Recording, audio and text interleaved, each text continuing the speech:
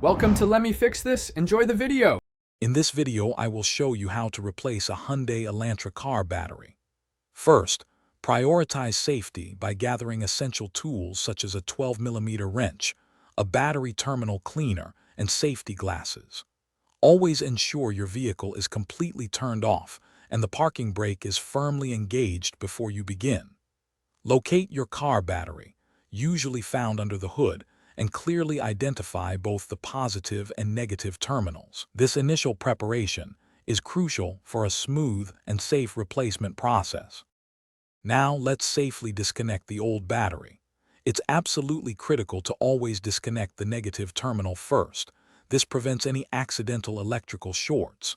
Use your 12mm wrench to loosen the nut on the negative terminal, then carefully remove the cable.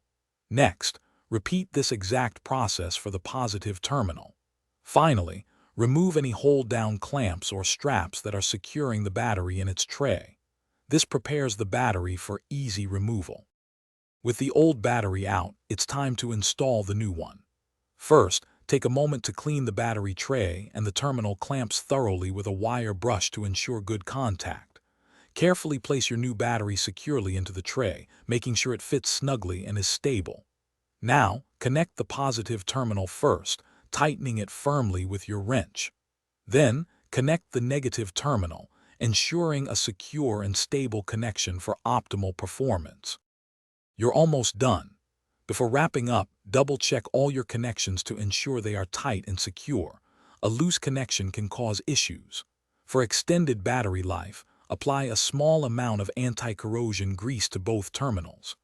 Remember to properly dispose of your old battery at an authorized recycling center, as it contains hazardous materials.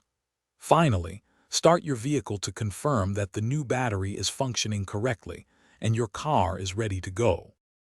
Thanks for watching. If you found this helpful, don't forget to like and subscribe.